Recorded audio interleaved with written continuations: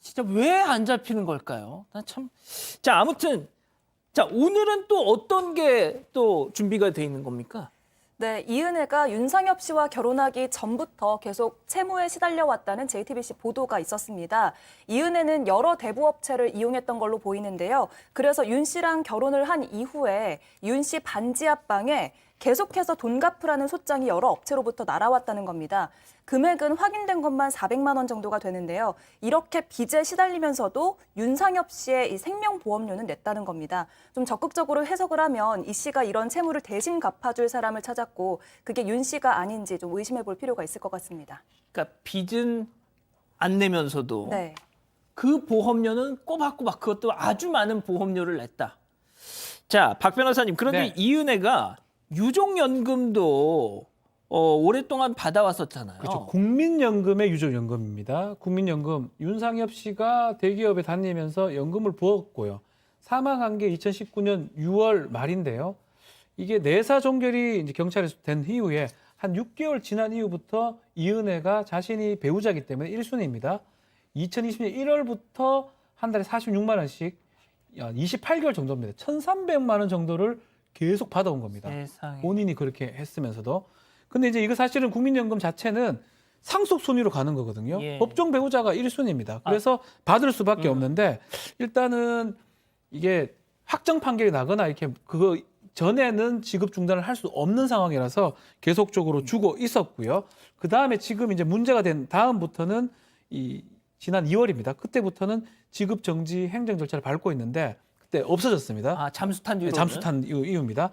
그래서 이달 25일부터 지금 연금 지급하는 절차는 이제 마무리될 것이다. 아니 밝히고 있습니다. 지금은 안 주더라도 이미 받은 1,300만 원은 돌려받아야 되는 거 아닙니까, 이거? 당연히 돌려받아야죠. 저거는 남편이었던 윤 씨의 돈을 사실상 가져가고 있는 그렇죠. 거잖아요. 그러니까 박 변호사 얘기한 것처럼 상속에 준해서 지금 지급을 하고 있는 거거든요. 그런데 만약에 상속을 받기 위해서 혹은 다른 이유라도 피상속인을 만약에 해쳤다고 한다면 상속권 아예 박탈하는 게 맞지 않습니까? 예. 똑같은 형태로 유족연금도 그걸 적용을 해서 확정이 되면, 그러니까 살인한 게 확정이 될 경우에는 지급했던 금액도 환수 절차에는 나설 텐데 이제 현실적으로 이은혜에 과연 돈이 남아있냐, 이 부분은 좀 별개의 문제긴 합니다. 그렇죠.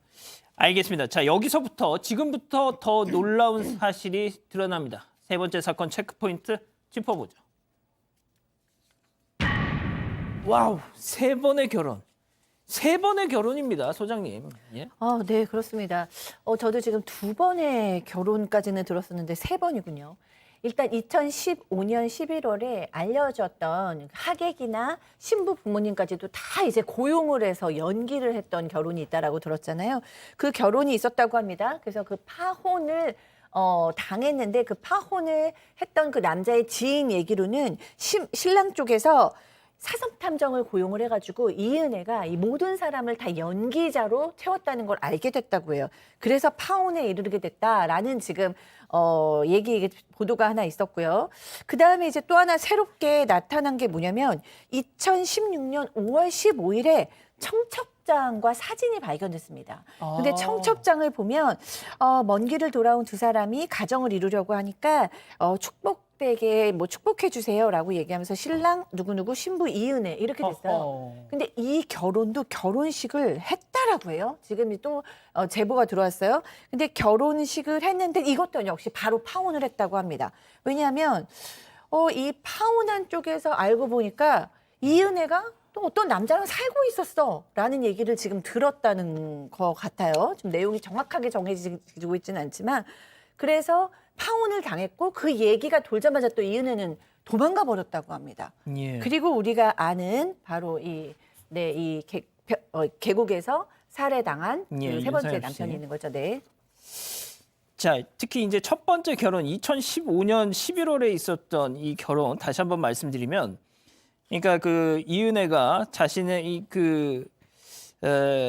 신부 측이 빈손으로 결혼을 하니까 신랑 측에서 야 그럼 너희 집 앞으로 들어오는 축의금을 받는 걸로 이 결혼 비용을 서로 반분하는 걸로 하자 했는데 땡전 한 푼 들어온 게 없더라는 거예요, 신부 쪽에서. 그래가지고 신랑 측이 사람을 사서 이게 뭐 어떻게 된 영문이냐 하면서 알아봤던 거죠. 그랬더니 방금 소장님 말씀하신 것처럼 신부 부모님 또 신부 측 손님들이 전부 다 대행 알바였던 거예요. 알바니까 당연히 부조를 안 하죠. 예?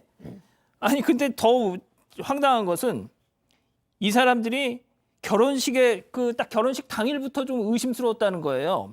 신부 측 부모님이 영 부모 같지가 않아. 그렇죠. 어색해. 가짜 부모. 예. 그리고 지인들 신부 측 하객이라고 온 사람들 봤더니 반팔 차림을 하고 왔고 반바지를 입고 왔는데 거기 또 막 문신이 막 있어요. 그렇죠. 그래서 야 이거 좀 이상하다. 박 변호사님. 네. 결국은 쇼하는 거죠. 목적이 뭐냐 보면 결혼이 목적이에요. 결혼식도 목적이 아닙니다. 목적은 법적 배우자가 되는 겁니다. 또 그 법적 배우자가 왜 되려고 했느냐 보면 결국은 보험금을 취득하기에 가장 적합한 게 법적 배우자거든요. 보험 수익은 굳이 공란을 수익자를 지정하지 않는다 하더라도 상속인한테 법적 배우자가 1순위이기 때문에 결국 이 은혜는 계속적으로 결혼식을 시도한 거는 보험금 취득 목적이 계속 있었던 걸로 보이고요. 2015년, 16년 이때 안 된 거는 너무 이상하니까 그렇죠. 수남자들이 안 한 거죠. 예. 근데 이제 세 번째, 결혼상으로는 세 번째인데 여기서는 윤상엽 씨 같은 경우는 뭐 알았든지 몰랐든지 어쨌든 간에 결혼식을 했고요. 또 살기도 했고요. 그래서 뭐 계속적으로 보험금에 가장 적합한 사람을 찾았던 것 같아요. 아니 그 계속적으로 말씀대로라면 반복해서. 결혼한 족족 이렇게 할 생각이 그 이전에 있다는 지금 거잖아요. 남자친구들도 뭐 정확하게 다 밝혀진 건 아니지만 사망했거나 어떻게 됐는 상황이 있습니다. 보험금 취득했는지 보험 사기인지는 확인 안 되고 있지만 모든 행동이 보험금을 얻는 목적으로 계속 반복적으로 이루어졌고 예. 그중에 그거를 눈치채고 그걸 이탈한 사람도 있지만 윤상엽 씨 같은 경우는 알았든지 몰랐든지 간에 끝까지 이제 이용된 게 아닌가 야. 그렇게 보입니다. 자, 그런데요, 더 황당한 게 있습니다. 이은혜가 이 계곡 사건을 처음 그 SBS 그것이 알고 싶다에 제보를 할 때 저 실은 제 내연남도 거기 그 계곡에 같이 갔었어요. 이렇게 그 제작진한테 먼저 말을 했대요. 예? 그래서 지금 이 그것이 알고 싶다 제작진 얘기 잠깐 여기서 듣고 가시죠. 왜냐하면 일단 남편이 사망한 사건인데 당연히 있어야 되는 어떤 감정, 슬픔이라든가 안타까움 이런 감정은 느껴지지 않았고 그리고 가장 결정적인 것은 너무도 건조하게 그 이은혜가 제가 사실 내연 관계에 있었는데 그 내연남도 계곡을 같이 갔어요라고 먼저 저희 제보 전화에서 말을 한 거예요. 아, 본인이요?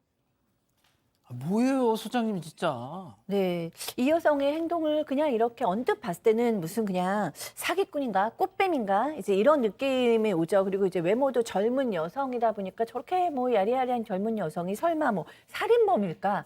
뭐 이런 생각이 드는데 사실 심적으로는 좀 굉장히 두렵고 무서운 사람인 것 같습니다. 우리가 여러 번 늘 얘기했던 뭐 연쇄살인범이나 사이코패스나 소시오패스 이렇게 묶어서 그런 사람들을 반사회적 성격 장애자라고 얘기하잖아요. 그 반사회적 성격 장애자들의 증상 중에 뭐 여러 번 말씀드렸습니다만 타인의 감정을 전혀 공감하지 못하는 것도 있지만 굉장히 양심의 가책이라는 걸 못 느끼는 게 중요한 어떤 지표인데 전혀 지금 본인이 남편을 살해한 거에도 양심의 가책을 못 느끼고 내연남이랑 같이 갔던 거에도 양심의 가책을 못 느끼고 또 하나는 타인을 본인의 이득을 위한 계속 착취의 대상으로 삼고 있다는 거 이런 거로 봤을 때는 굉장히 뭐 범죄자면서 또 굳이 정신분석적으로 보자면 반사회적 인격 장애가 아주 깊은 상태가 아닌가 싶습니다. 자, 그런데 부산에서 이 둘을 봤다라는 신고가 들어와서 경찰이 출동했다고요? 자, 13일인데요. 신고가 들었습니다. 부산 금정경찰서에. 자, 두 사람하고 똑같이 아니면 유사하게 생긴 남녀가 반려견을 안고 상가 쪽으로 가고 있다. 반려견.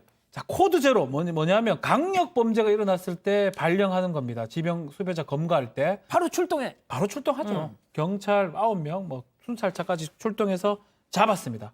고깃집에 지금 들어갔는데 이 사람들이 아니에요. 닮긴 닮았는데 이 두 사람은 아니고요. 근데 공교롭게도 그때 그 남성은 다른 거 위반으로 수배자였어요. 아, 진짜요? 하여튼 생긴 게 좀 죄송한 얘기지만 그렇게 오해받게 좀 행동을 했나 봐요. 이 두 사람은 아니지만 그 남성은 지명수배를 받았던 사람. 뭐가 됐든 잘 된 거네요. 한 명은 잡은 거죠. 예. 엉뚱하게 신고가 된 거지만 한 명은 바로 검거가 됐습니다. 자, 누리꾼들이 네티즌 수사대들이 지금 무조건 잡아야 된다면서 아주 막 뭘 하고 있어요 지금. 네, 그렇습니다. 이게 경찰이 사용한 지명수배 사진 같은 경우에는 전체 얼굴이잖아요. 근데 지금 코로나 시국이다 보니까 뭐 마스크도 쓰고 모자도 쓸 수 있고 이런 상황인데 이거를 더 잘 알아볼 수 있도록 마스크도 저렇게 합성을 해보고 하하. 모자도 씌워보고 이런 식으로 이제 합성 사진을 만들어 보는 겁니다. 오. 자, 우리 가족 여러분들 잘 한번 봐주시고요. 자, 양 변호사님한테 제가 한 가지 마지막으로 좀 여쭤볼게요. 얼마 전에 김은배 팀장님 나오셔가지고 이 현상금 이거 액수 많이 걸어야 잡힌다. 본인 경험칙에 따르면 이런 말씀을 하셨는데 이게 검찰 인천지검이 수배를 한 상황이라서 검찰은 경찰하고 다르게 신고 보상금 예산 자체가 없답니다. 그래서 이 둘을 제가 누구 봤습니다. 그래서 결정적 제보를 하더라도 돈을 못 준대요.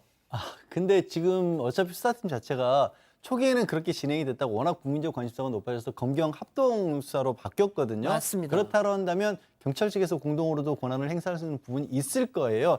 그건 의지 문제 아닐까 그럼요. 싶습니다. 이거 충분히 해야죠. 예. 지금 국민들이 지금 이 사람들이 길게 안 잡히잖아요. 공권력에 대한 불신으로 이어져요. 어떻게 이런 짓을 저지른 사람들이 대한민국에 100주에 있는데 못 잡아 이렇게 될 수 있습니다. 이거는 검찰에서 분명히 좀 다르게 생각을 해줬으면 합니다. 진짜 저희 당장 내일이라도 이 둘이 드디어 잡혔습니다. 이런 진짜 소식 좀 전해드리고 싶습니다.